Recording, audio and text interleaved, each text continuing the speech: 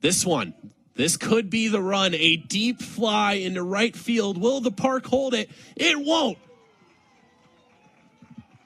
Max Kopp's a mile high and gone as he makes it 3-1, the important insurance run.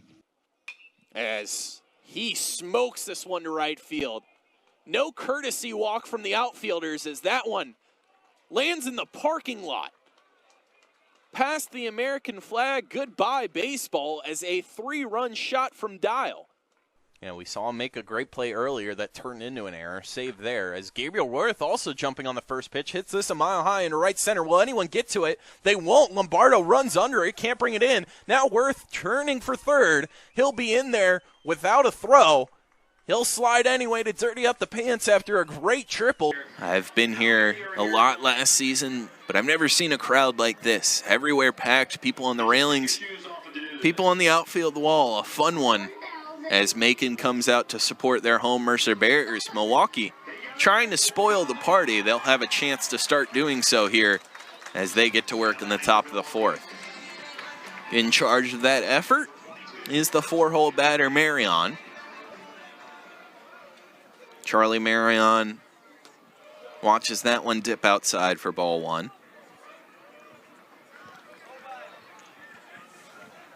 Again, Cosper working quickly gets that one low for ball two.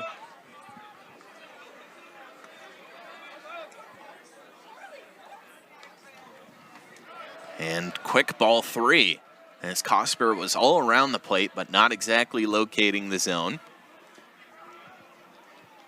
Looking to avoid his first walk of the day. Marion taking the whole way, watches that one come in for a strike. He's 1 for 1 with a double, of course, the RBI, the only run of the game for Milwaukee. Chops this one foul. Lester watches it roll into the dugout. As interesting to note, on the Mercer side, there is an arm working up and warming up. Can't exactly see the number as Cosper, the 3-2, leaves it low. His first walk of the game, Marion stays perfect at the plate as he'll trot on down to first. It is another lefty up in the pen. As for back at the plate, stepping in is Phillips.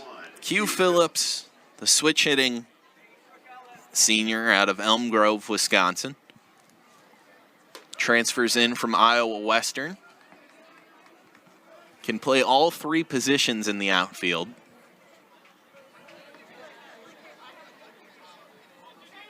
As he sees the 1-0 and puts it right over the third baseman's head. Balcom, full extension, couldn't bring it in. And Milwaukee puts the lead runner on, backs it up with a single, and they have 2 on and no out. And this is the situation that Cosper was in the first, where he was looking dominant and just hit a rough stretch as Headley will step in. Defense shades to the right towards the first base side as this one's popped up. Lester gives chase, but eventually it ends up over the wall and out of play in foul territory.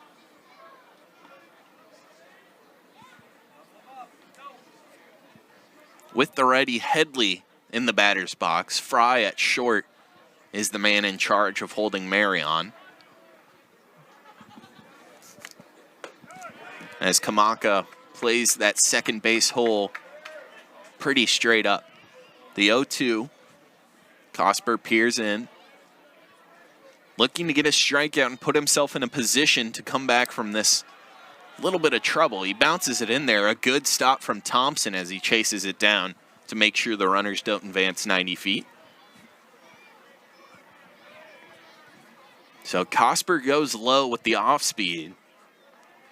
Is it a setup for a fastball high and tight? It is. It's nubbed towards second. Kamaka couldn't bring it in. Runners will be at every single base as that single just flared to right field. Kamaka outstretched arm as well, and full extension could not bring it in as it just seemed to drift over his head. You could not throw that ball into a more perfect position for a line drive single. So a runner at every station and no outs. The Mercer infield in at the corners, deep in the middle, but before they'll get a chance to see anything, it'll be a meeting on the mound.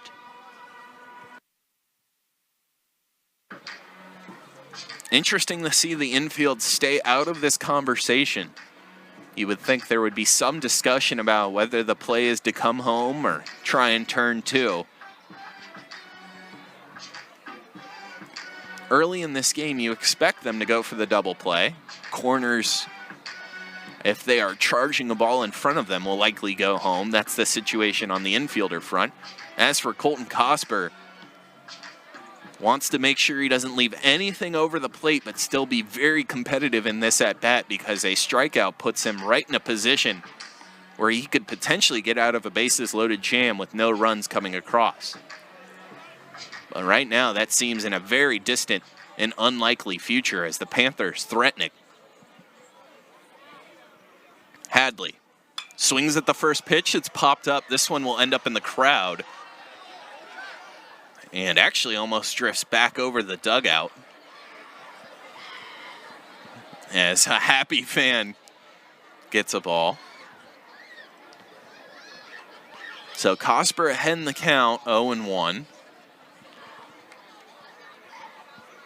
Hadley had took off to first, thinking that one somehow might have made its way back into the field of play. So he'll take his time, catch a breath before stepping in, as he does so here. Cosper delivers. Just catching the outside corner. And by just, I mean just. Maybe one seam of the ball getting over the plate. It was right where a pitcher wants to leave it, and he gets ahead 0-2. This one chopped up the middle, a dangerous one. Fry flips it for one. To second, to first for the double play. Mercer turns two, however, they let up the run. Milwaukee ties it up with the ground ball double play. Impressive play from Fry to even get to that ball and then flip it off to Kamaka as Kamaka was able to get it over to Lester at first. So Milwaukee ties this one up at 2 as Otto takes a big swing and a miss. And the runner still sits at third, a chance to put themselves back on top for the Panthers. Swing and a miss again as Otto unleashes but can't come up with anything. Phillips at third. It would have to be a hit to drive him home or an error. The 0-2. High and outside.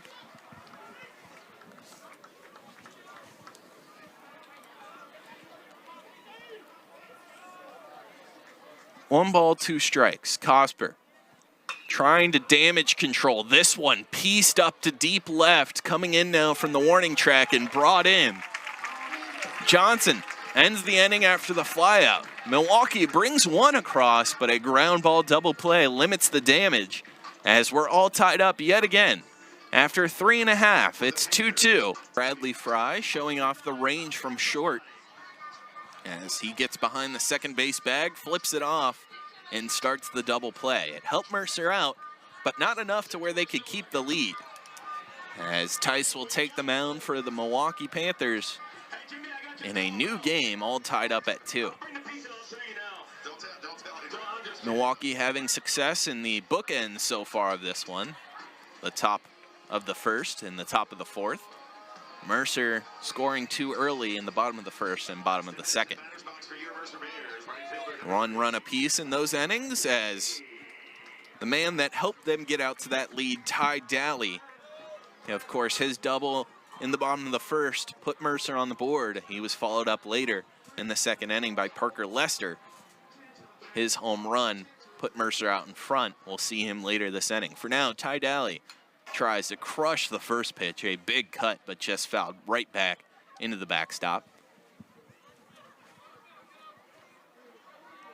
We'll see how long Tice goes in this one. Again, wasn't a true starter last year as Daly. This one's high in the air, a mile high. Will the park hold it? It will by a couple of feet. Driven back to the warning track. Marion running out of room, but able to bring it in. Just a bit too large of a launch angle as that one driven high into the night sky, but eventually ends up in the leather of the right fielder, Marion. So a loud out, but an out nonetheless, as Balcom steps in. The first pitch he sees is another pop-up, this time much shorter, as it'll be right on the edge of the outfield grass and brought in by Bickers for the second out of the inning. Working quickly, Tice looking to keep the pitch count down as Parker Lester will step in.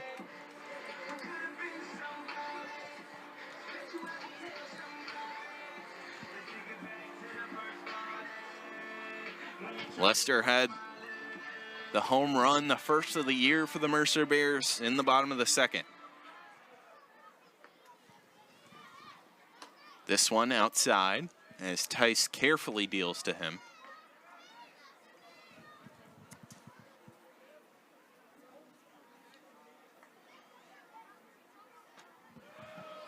This second pitch of the at-bat stays outside as well. In 2024, Tice pitched 6 innings, the most he had in one outing. Racked up, of course, more than that on the year, but that was in a start against Purdue Fort Wayne in which he allowed 6 earned runs. 96 pitches in that one. The 3-0 finds its way at the knees of Lester. He thought he had a free pass. Instead, he'll have to dig the cleats back in and go to work.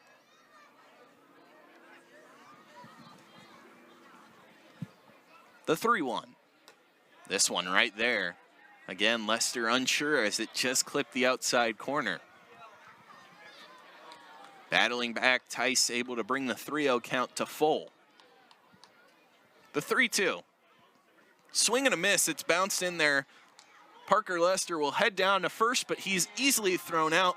The strikeout for Tice is third of the night. He goes 1-2-3. The Bears go down that way. Cosper to return to the mound when we come back for the top of the 5th.